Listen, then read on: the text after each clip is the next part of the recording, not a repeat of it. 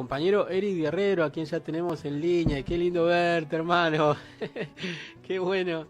Querido amigo, Es uno de los grandes militantes del Frente Migrante de Madrid.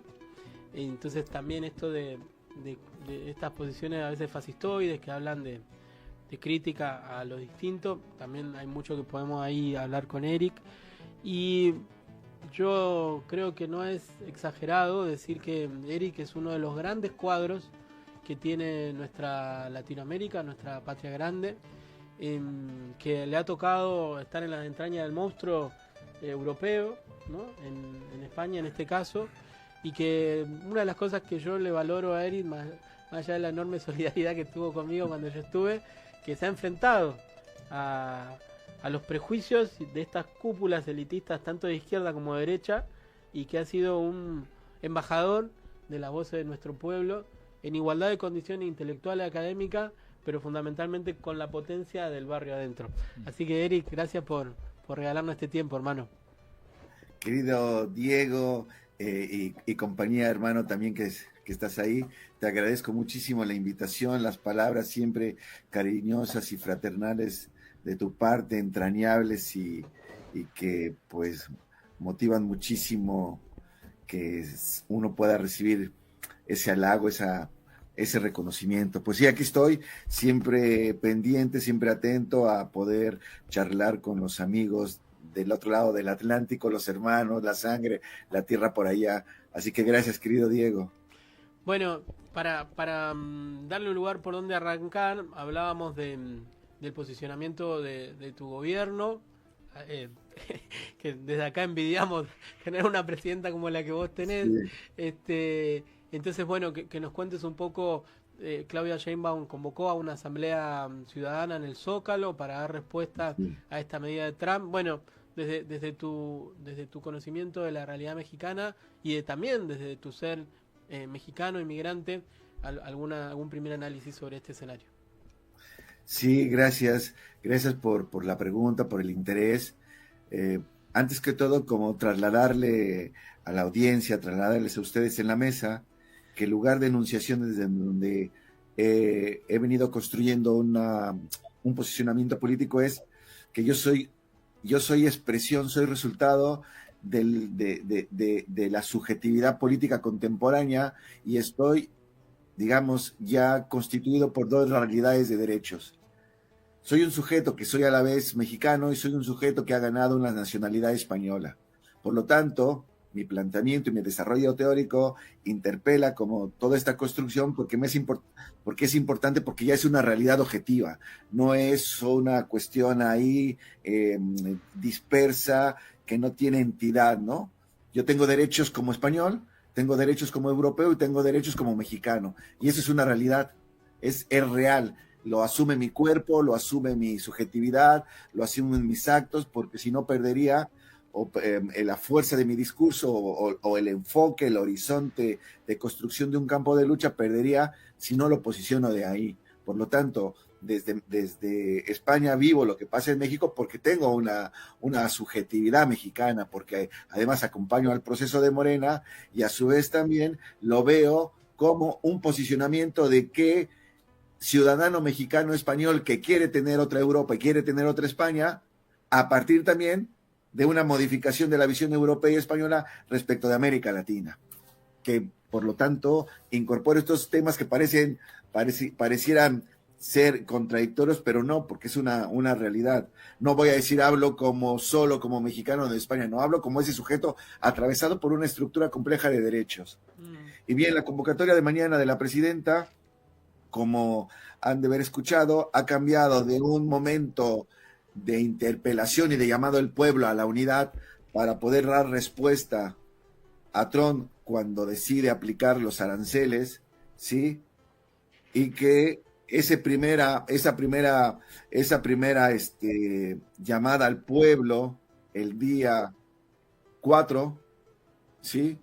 En donde Trump anuncia que entrarán el día 4 en aplicación las medidas de aranceles, acompañado un día previo antes en donde un comunicado de la Casa Blanca acusa de manera, digamos, artera y perversa al gobierno mexicano, asociándolo o vinculándole con posibles implicaciones en todo ese entramado complejo que es el crimen organizado, el narcotráfico, y asociado también a algo que es un problema de los Estados Unidos que tienen del fentanilo, ¿no? Entonces la presidenta responde primero con mucha fuerza para decir que no aceptan y rechazan las calificaciones de la Casa Blanca en términos de, digamos, criminalizar al gobierno de México, como tacharlo, como enmarcarlo en una estructura que está implicada en algún nivel, ¿sí? Con todo esto del crimen organizado. Y después hacen ya, en el propia voz de Donald Trump, hace ya un anuncio de que van a entrar en vigor los aranceles. La presidenta sale al siguiente día en la mañanera y dice: convoco al pueblo de México el domingo 9 a las 12 del día, ¿sí?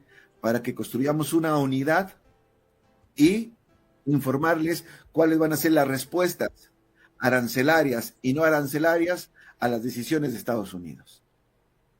¿Sí? Entonces, ese primer movimiento lo tiene que hacer porque era necesario. La construcción de la cuarta transformación ha ido modificando, digamos, o recuperando bajo otro signo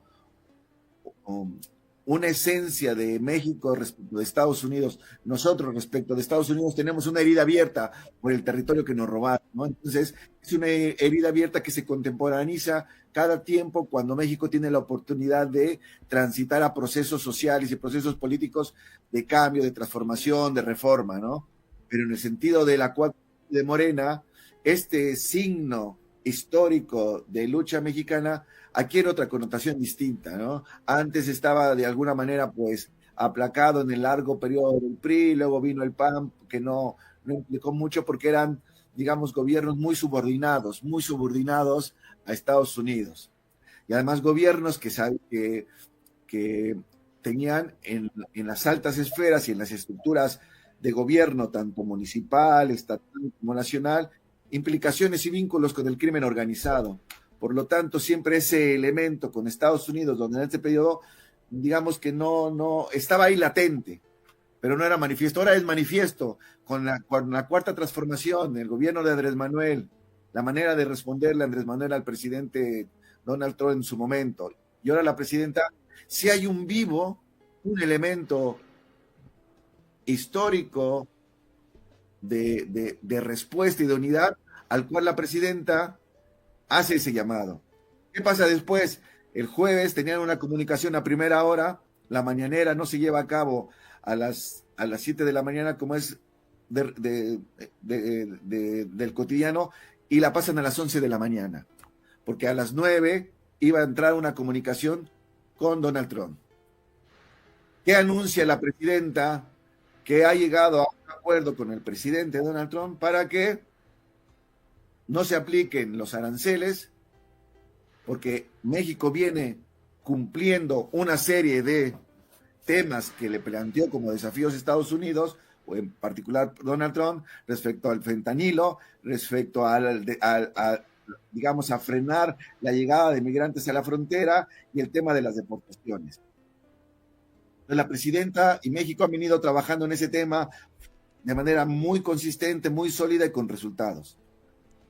La presidenta logra que entonces Donald Trump cancele la aplicación de los aranceles y entonces la presidenta cambia el llamado a la convocatoria. No se suspende la convocatoria, sino ahora vamos a volverlo una fiesta.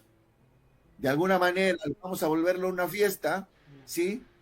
No vamos a entrar en un meeting para que, digamos, esa unidad se transforme en la batalla de los Estados Unidos, no, porque la presidenta está marcando un giro digamos, en la capacidad diplomática del país. Yo estoy jugando con el gran presidente de los Estados Unidos, él te puede manotear, y yo no necesito pelearme con bravuconadas. Yo necesito demostrarle y decirle: yo estoy gobernando por mi pueblo y estoy dando estos resultados, presidente. Y ahí logra algo que es importante decir, que se vaya el 2 de abril, pero ojo, fue muy inteligente esto, esto seguramente será para otra pregunta, pero entonces la convocatoria de mañana ya no tiene el carácter de, digamos, de la revolución, nos vamos y alzamos y tomamos las armas, sino vamos a festejar, ¿sí? Este proceso y este México, ¿sí? Está sacando y recuperando su mejor tradición diplomática, la paciencia, la prudencia, la sabiduría de la presidenta, la conducción de estos nervios del Estado, pausas el tiempo, y está logrando de tal manera que haya un reconocimiento y un liderazgo en la presidenta, inclusive las propias fuerzas internas de oposición, que ustedes podrán notar, podrían criticar esta convocatoria, pero solamente alguien que tiene mucha legitimidad detrás, como la presidenta, esa enorme votación que la llevó, más de 36 millones de diferencia entre ella y la otra candidata, pero todo el respaldo llega con un 85% de valoración de la sociedad a este momento de tensión en Estados Unidos, y yo lo veo en Europa y lo veo acá, todo el mundo está asombrado con la presidenta y tiene un liderazgo, entonces ella no ha necesitado pelearse, entonces no puedes desconvocar a un tema porque no sabe la presidenta si mañana Trump amanece de malas, por llamarle así, o decide cambiar su estrategia y dice, no, ya entran en aplicación los aranceles. Entonces, sí hay mañana una convocatoria a una gran fiesta, a un gran encuentro para reforzar desde los lazos de los logros, desde este logro, desde este manejo diplomático, a que salga el pueblo, tanto en México como en el exterior.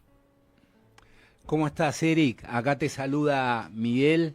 Bueno, la verdad Miguel, que escucharte ahí como tal cual lo expresaba Diego, para nosotros, bueno, sentimos cierta envidia por la presidenta que tienen. Vos sí, sabés lo que tenemos nosotros acá en nuestra querida Argentina. Lamentablemente es otra situación, pero siempre hay esperanza de que se puede cambiar.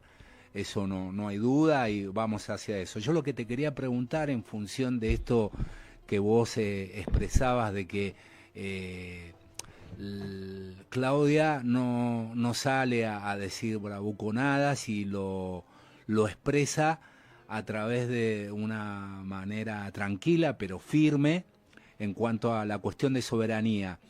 Yo lo que te quería preguntar era cómo ves esto de que ella la primera iniciativa que tiene es convocar al pueblo, que eso me parece que muestra de una calidad de presidenta, pero sobre todo como dirigente, como líder. Eso expresa de que cómo hacer sentir la correlación de fuerzas y ver en qué sentido está el pueblo mexicano para salir a acompañar este proceso liderado por Claudia. sí. Una de las características del momento de la cuarta transformación, que digamos es este horizonte de transformaciones en México a partir de la llegada de Andrés Manuel, es construir un nuevo horizonte de gobierno a partir de la gente, que te acompañe el pueblo, no los medios de comunicación, no los sectores financieros, no las oligarquías ni financieras ni mediáticas, sino que te acompañe el pueblo. Un pueblo que ha venido teniendo en esa primera etapa de Andrés Manuel una revolución de las conciencias. ¿A quién convocas para que salga un pueblo que ha tenido o está metido en un proceso de revolución de las conciencias? No convocas a las masas ignorantes porque creas que porque eres el líder. Convocas a un pueblo que también se democratiza en su conciencia, que también asume las transformaciones históricas del país. Y entonces lo que movilizas es un proyecto de país también. Y movilizas y le das carne a la legitimidad, porque también la legitimidad se tiene que expresar en eso, en la movilización de un pueblo consciente. No movilizas pueblos de zombies. La 4T no ha venido construyendo un pueblo de zombies, ni como ir a la moda de un líder que los moviliza con ocurrencias, sino movilizas un ser histórico a partir de un proceso político que decide que el paso más importante es la revolución de las conciencias del pueblo para que acompañen ese proceso.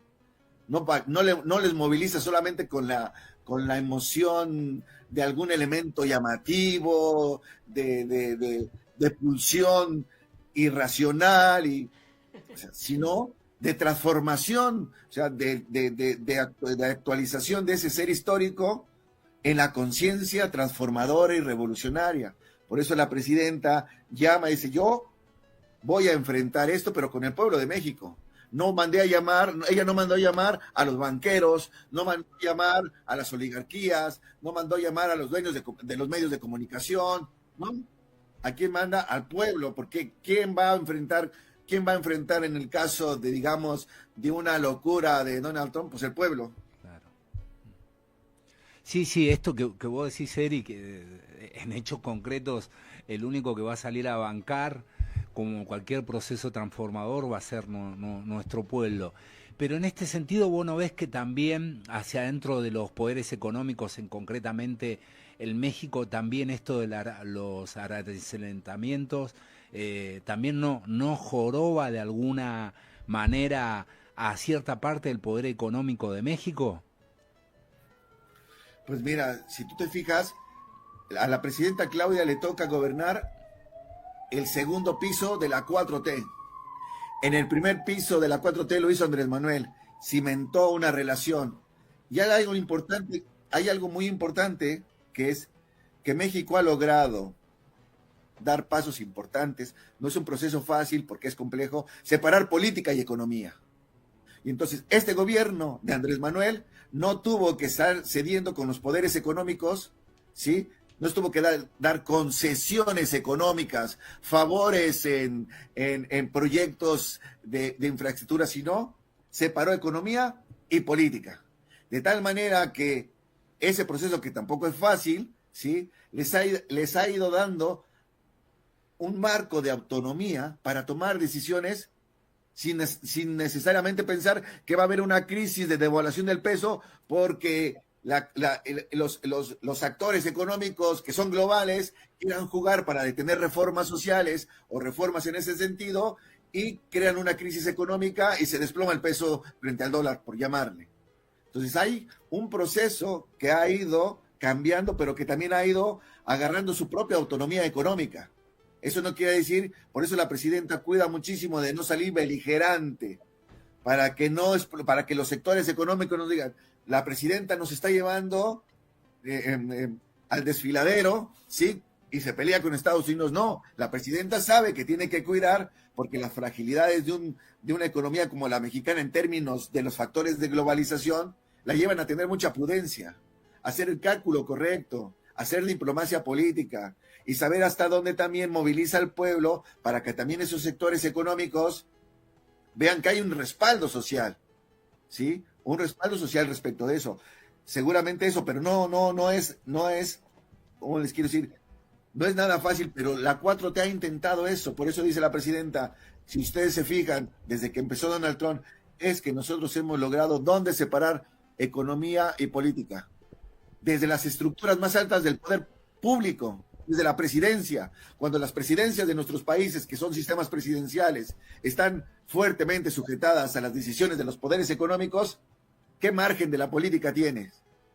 Y lo que ha hecho este gobierno, este proyecto de favor, es separar política y economía, no deberles favores, sí promover a la iniciativa privada, sí promover, pero no es decir, antes las decisiones las podían tomar, en el caso de México, muchas decisiones tomaba Carlos Slim, el hombre más rico en muchas ocasiones del mundo. Ahora es alguien que puede invertir y puede acompañar, pero muchos poderosos tomaban. Entonces muchos países en América Latina tienen el problema, es los que deciden son estos poderes. Y esto es lo que ha hecho la 4T, separar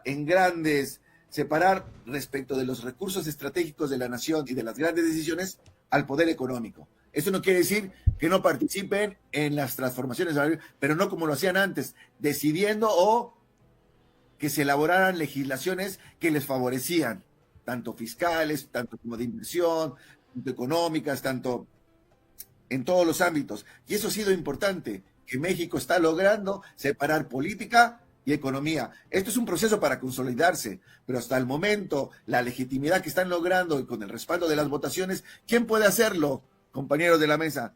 Pues alguien que puede obtener 36 millones de votos de diferencia puede decir, separo economía y separo política. Cuando es tan pequeño el margen, parece que no puede separar economía y política. Quería recuperar el inicio de tu intervención, donde hacías una definición sobre el universo de tu subjetividad en términos de sujeto de derechos, ¿no? Y esta dimensión, que creo que no es doble, a pesar de que aparece la ciudadanía mexicana, la ciudadanía española, sino que tiene mucho que ver con este tiempo histórico que atravesamos. Esta posibilidad ya no de concebir las reivindicaciones o los conflictos desde la cosa, sino desde nuevos desafíos conceptuales, nuevas maneras de comprender los derechos y nuevas maneras de comprender la propia humanidad o cómo uno pisa este mundo. Entonces ahí, en función de apelar a ese recurso de cómo planteaste tu manera de concebir y analizar el mundo, por ejemplo, cuando nosotros empezamos a hacer toda una crítica a Trump, las compañeras, los compañeros que estaban en Europa decían, che, pero pará, mirá que acá en Europa con los migrantes vienen pasando cosas terribles. Y por ahí lo de Trump impresiona, pero acá hay un barco, ¿no?, donde se deporta y bueno. Entonces, quería, desde ese lugar, nos quedan como unos 7, 8 minutos, pero ¿cómo construir la rebeldía desde esta dimensión que definís y desde la cual te planteás? ¿Y a qué? ¿Hacia dónde apunta esa rebeldía? ¿Y cuáles son tus alianzas, tus aliados? ¿Dónde lo ves? Porque me parece tan rico como planteaste tu posicionamiento que quiero pedirte que podamos explorar juntos esta dimensión de a qué te rebelás, con quiénes te rebelás y bueno, eso. Sí, me gusta mucho la pregunta porque siempre es un tema que a Diego le ha tocado vivir cada vez que viene a Madrid, cada vez que viene a Europa y lo tenemos. Son muchos, serían, digamos, es un arco muy amplio de cosas. Voy a tomar, dentro de eso de la rebeldía, se me ocurre un desafío en este ejercicio de ida y de venida de configuración de marcos y subjetividades políticas. Me gustaría que trabajásemos muchísimo en común con América Latina y las realidades migrantes en Europa, que son distintas a las de Estados Unidos. Ahí quiero poner un énfasis. Lo vivo inclusive ahora con el tema de México. En Estados Unidos hay 40 millones de mexicanos. 10 millones de mexicanos indocumentados, no ilegales. Ojo, como dice la presidenta, no son ilegales, son indocumentados. ¿Sí? En España decimos en situación administrativa irregular, no somos ilegales, ¿no? Pero una de las cosas que es muy importante para un horizonte de rebeldía en el marco que yo estaba explicando es cómo trabajar el colonialismo interno. ¿Qué nos afecta a nosotros, los migrantes en Europa? Que vengan nuestros referentes políticos o la movilidad la movilidad que se desplaza hacia Europa viene con un marco de colonialismo interno. Es decir, seguimos pensando en clave que es mejor lo de afuera que lo de adentro. Y cualquier proceso político europeo es mejor de nuestras propias historias revolucionarias o transformadoras. Entonces, eso lo traemos como un código interno todos. Como el mismo código interno que nosotros no sabemos lo que es ciudadanía. Cuando llegamos aquí resulta que hay derechos de ciudadanía. Y nosotros los concebimos de una manera como muy accidentada, muy como pedacitos de derechos pegados en algo que se llama ciudadanía. El otro día igual desarrollaba la idea en una charla con gente de Morena y decía, claro, yo llevo casi 20 años aquí y he visto desde que llegué en los diferentes momentos de esos procesos de transformación en España y en Europa, que mucho migrante latinoamericano, bueno, viene para acá, no ejerce su derecho de ciudadanía, por ejemplo, de salud, porque nosotros pensamos que en América Latina algo que es de nuestro propio es que somos trabajadores el 100%, somos gente de trabajo. Aunque tengamos fiebre, no faltamos al trabajo, porque así somos educados, estamos ahí. Y cuando venimos en Europa, hasta porque la mosca pasó, se van de baja de depresión y les pagan. Y nosotros no nos podemos deprimir porque hemos aprendido que no nos podemos deprimir porque siempre estamos en la batalla. O sea, ese es un subdesarrollo de ciudadanía. Y entonces, si eso nosotros lo observamos y decimos, claro, oye, pero si te sientes mal, ve, no, es que yo no puedo faltar porque mi palabra es mi palabra y puedes ser un trabajador con papeles en donde sea, pero también pasa lo que no tiene papeles, ¿no? Pero ese es un marco que hay que trabajar. Porque ¿cómo desarrollamos ciudadanía en nuestros países? Pues parte de esos elementos culturales. ¿Y esto cómo conecta también con el colonialismo interno? Pues exactamente. Una cultura de colonialismo interno es creer, ¿sí?, que tú no puedes aspirar a tener una ciudadanía como la europea, por ejemplo, en donde se construyen las instituciones en función de los derechos de las personas. La brecha de desigualdad es más corta, según los países puede ser cada vez más corta, si bien la crisis, digamos, volvió a abrir brechas de desigualdad en Europa, en España en particular, pero el problema también es político. ¿Qué pasa cuando nuestros líderes latinoamericanos, yo recuerdo mucho en ese primer ciclo progresista, se lo he platicado mucho a Diego, cuando teníamos por acá a Álvaro García Díaz, alguna vez le dije, vicepresidente, no entiendo por qué cada vez que viene se quiere usted tomar y tener puras conversaciones y tomarse la foto solo con la gente de Podemos. Solamente quiere hablar con ellos como de los debates intelectuales, pero en este auditorio, mire que tenemos, la mayoría somos latinoamericanos y hay doctores, maestros, maestrías, gente muy preparada, porque la gente de nuestros líderes piensan que somos una masa analfabeta, con problemas de papeles, los miserables, y ¿qué podemos aportar? No podemos aportar mucho, por eso hablaba en el inicio. Si yo con mi voto, yo voto en España por las instituciones representativas en España, voto por la Constitución del Parlamento Europeo y a la vez voto en México también por el Congreso, por el Poder Legislativo y el Ejecutivo, mi voto se transforma en que yo defino dos sistemas políticos. Por lo tanto, si los líderes latinoamericanos, vienen aquí y nos preguntan a los migrantes, que somos ya europeos, ¿cómo lo vemos? Seguramente se podrán llevar un punto de vista muy rico, también desde nuestro enfoque. Y entonces, pero no nos pueden preguntar porque para nosotros significamos, como para la mayoría de las mentes en América Latina, son migrantes, ignorantes, que se fueron a hacer el trabajo que no quieren hacer los europeos de allá. ¿Cómo desmontamos ese colonialismo interno? Pero luego cuando la gente va de aquí para allá, se coloca con una facilidad en trabajos. Y cuando nosotros venimos acá no nos podemos colocar porque solamente lo que nos pueden ofrecer es camarero, albañil, sin denostar esas cuidadores, nuestras mujeres o prostitución. Pero no tenemos ese mismo, o sea, no se nos abren las puertas como allá. Entonces, estoy tocando tres dimensiones porque es muy complejo. Que nuestra gente que venga de allá, deje de pensar que el que está aquí es un ignorante, es decir, que no tiene nada que aportarme, ¿no? Y nosotros no solamente aportamos o queremos superar que no aportamos solo mano de trabajo barata aquí, sino aportamos el enriquecimiento de la democracia, de las instituciones representativas, de la diversidad cultural, de los valores europeos. Cuando hay esto, cerrar, claro, dice Europa, dice la extrema derecha, el problema en Europa es la migración, y la migración pone en riesgo los valores de la cultura occidental. Y tú dices, wow, ¿no? Pero no solamente lo dice la extrema derecha, lo dice la derecha y la socialdemocracia, y hasta lo dice la izquierda. Entonces dices, a ver, pero si yo estoy aquí y soy europeo, yo quiero defender los valores de la cultura occidental, pero desde una contemporaneidad de la migración, ya no desde el nativo solo europeo, porque ya no puede solo el nativo decir, yo defino los valores de la cultura occidental europea. No, perdóname, yo también ya soy europeo porque hay un marco jurídico, puedo discutir. Yo no estoy de acuerdo en que se reúna Europa para responderle a Trump con lo de la negociación con Rusia y Ucrania con armamento. Ese no es mi visión. Entonces, todo esto no le podríamos aportar a nuestros presidentes, a nuestros líderes que vienen, o hasta a los líderes de los partidos, no sé, la Cámpora en vez de venir a ver a los podemitas, ¿por qué no viene a ver el proceso de construcción de conocimiento de la migración? Porque seguramente no le da like la foto, ¿no?